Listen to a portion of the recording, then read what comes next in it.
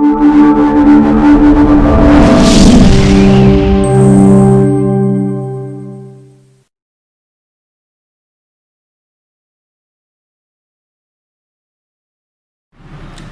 वालेकुम स्टूडेंट्स, कैसे हैं आप लोग। आज का हमारा लेक्चर जो है वही एयर पैसेज वे है। एयर पैसेज वे हम पढ़ रहे थे, उसका फर्स्ट पार्ट पढ़ा था, तो कुछ पार्ट रह गया है वो हम आगे से पढ़ेंगे। हमने कल पिछले लेक्चर में हमने पढ़ा था वो हमने वोकल कॉर्ड्स तक या उसकी वॉइस बॉक्स तक पढ़ा था, ठीक है, लेवेंस तक। तो अगर हम यहाँ देखें कि जब वॉइस बॉक्स खत्म होता है तो हमारे पास शुरू हो जाती है विंड पाइप, ठीक है, ट्रैकिया। क्या शुरू रहती है? विंड पाइप या ट्रैकिया।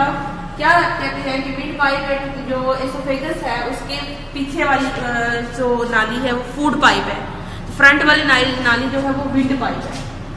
यानी जो ही हमारे पास वॉइस बॉक्स जो है वो गले का जो ये वाला हिस्सा, फ्रंट वाला हिस्सा है, ये यहाँ जहाँ आवाज पैदा होती है, वोकल कॉर्ड्स हैं, इसके फौरन बाद ही कंटिन्यू करेगी ये लिरिक्स, ठीक है। जब कंटिन्यू करेगी तो एक और पाइप है, उसको वो है होगी वही वाली, लेकिन उसको हम यहाँ वक्त क्या कहेंगे, लिरिक्स नहीं कहेंगे बल्कि विंड पाइप कहेंगे। और विंड पाइप का ही दूसरा नाम क्या है?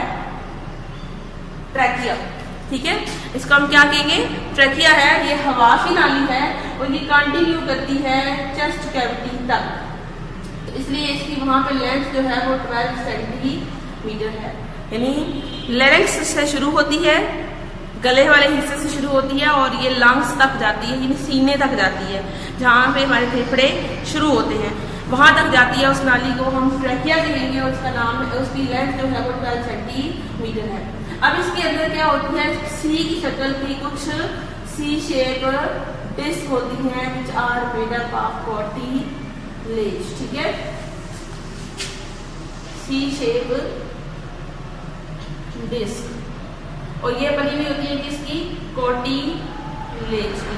अब कार्टिलेज क्या होता है? कार्टिलेज जो है वो एक बोन ही है, हम उसे कहते हैं कि वो हिस्सा जो हमने पढ़ा था पीछे कि 9th क्लास में, कनेक्टिव टिश्यू, वो टिश्यू जो बोन बनाते हैं, वो टिश्यू जो ब्लड बनाते हैं, एडिपोज टिश्यू बनाते हैं और कार्टिलेज बनाते हैं, ये क्या कहलाते हैं हमारे पास? ये कनेक्टिव टिश्यू है। इस कनेक्टिव टिश्यू में वो हिस्सा जो कार्टिलेज का होता है, यानी हमारी ये नाक की हड्डी है, कान की हड्डी है, या बॉडी के अंदर वो वाले पार्ट्स जो कुरकुरी हड्डी रखते हैं, वो हड्डी जो अक्सर हम चबा कर गोश्त में आए तो खाते हैं, वो क्या कहलाती है? कार्टिलेज कहलाती है, ठीक है। अब कार्टिलेज जो है वो उसकी बनी हुई रिंग्स होती हैं, ठीक है, सी की शक्ल की रिंग्स होती हैं, वो इस नाली के अंदर पाई जाती है। क्योंकि ये नाली जो है, ये ट्यूब जो है, ये स्मूथ मसल से बनी हुई है। इस ट्यूब को कभी हवा ना हो, थोड़ी सी वो थोड़ी दबे और वो बिल्कुल ही ऐसे दब ना जाए तो वो थोड़ी देर के लिए बंद हो सकती है, और ये बंद हो जाए तो सांस बंद हो सकता है। तो इसके लिए अल्लाह ताला ने यहाँ पे क्या बनाया है कि यहाँ पे रिंग्स बना के इसको हमेशा हमेशा के लिए ओपन कर दिया है कि कभी भी कोलैप्स नहीं होगी, ठीक है। तो ट्रैकिया के अंदर सी शेप की कार्टिलेज की डिस्क बनी होती है जो उसे कोलैप्स होने से प्रिवेंट करती हैं, बचाती हैं। सही हो गया। जो ही एक सी शेप कार्टिलेज जो है एंटर होती है उसके अंदर, चेस्ट कैविटी के अंदर, तो वहां पे ये दो हिस्सों में डिवाइड हो जाती है। वहां पे क्या है? दो हिस्सों में डिवाइड होती है, क्योंकि वहां शुरू होते हैं लंग्स। दो हिस्सों में जब डिवाइड होगी तो ईच इज कॉल्ड ब्रोंकस, ठीक है। और इसको मिलाकर बोलेंगे बोथ को, तो हम क्या कहेंगे? बोथ के लिए वर्ड यूज करेंगे ब्रोंकाई, ठीक है। क्या वर्ड यूज करेंगे? ब्रोंकाई, ठीक है। ब्रोंची नहीं बोलना इसको, ठीक है, क्योंकि सिंगुलर के लिए ब्रोंकस, ये एक ब्रोंकस, ये दूसरा ब्रोंकस, लेकिन दोनों को मिलाकर बोलेंगे तो ब्रोंकाई बोलेंगे। अब इसके अंदर ये सी शेप इसके थोड़ी छोटी हो जाएंगी, लेकिन ये इसके अंदर दोनों के अंदर कंटिन्यू करेंगी,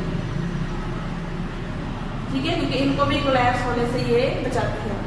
तो ये ब्रोंकस जो है ये चेस्ट कैविटी के अंदर जाकर दो हिस्सों में डिवाइड हो जाएगी और ये कार्टिलेज इसके अंदर कंटिन्यू रहेगी, ठीक है। अब दूसरी जब ये आगे जाएगी तो ये फर्दर डिफरेंट ब्रांचेस में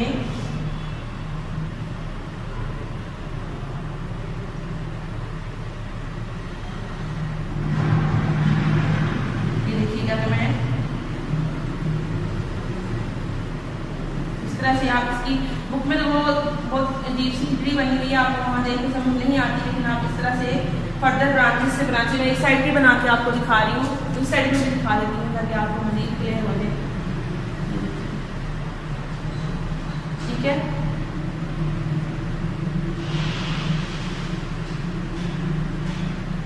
इस तरह से क्या करेंगे, आप इसकी ब्रांचेस जो है वो बनाते चले जाएंगे।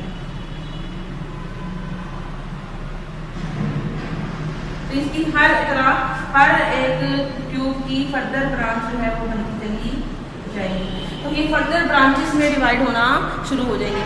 हर ब्रांच फर्दर छोटी ब्रांच में डिवाइड हो रही है, ट्यूब में डिवाइड हो रही है। वो ब्रोंकाई नहीं है बल्कि ब्रोंक्यूल है। क्या है?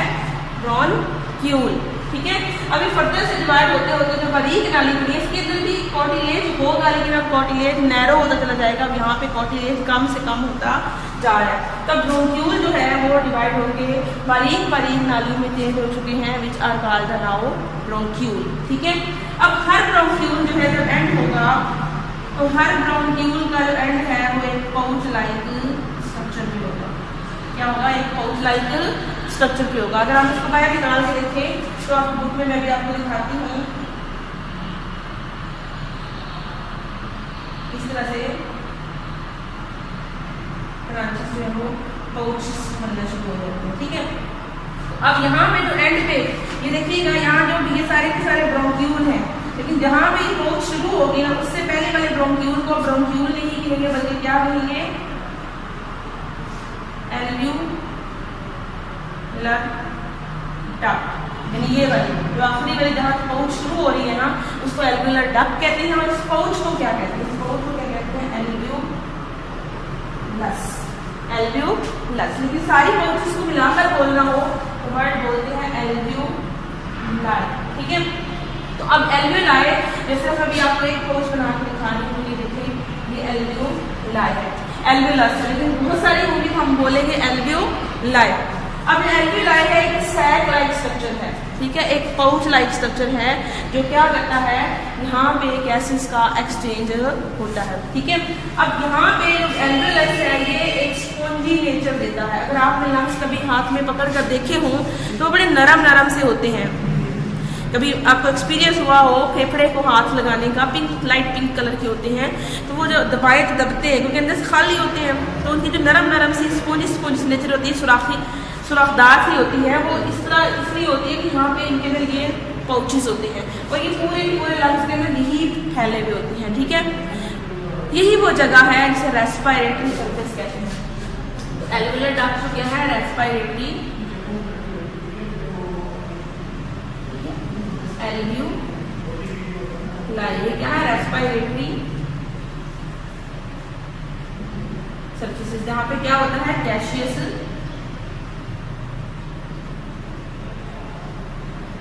एक्सचेंज होता है, गैसों का तबादला होता है। अब गैसों का तबादला कैसे होना है कि यहाँ पे नेटवर्क ऑफ इसके गिर्द क्या होता है? नेटवर्क ऑफ कैपिलरीज का होता है। आपको पता है बेटा यहाँ पे ये देखिएगा कि आपको पता है हमने 9th क्लास में पढ़ा था तो ब्लड वेसल्स, तो आर्टरीज जो होती हैं वो जब मजीद बारीक होती हैं तो फर्दर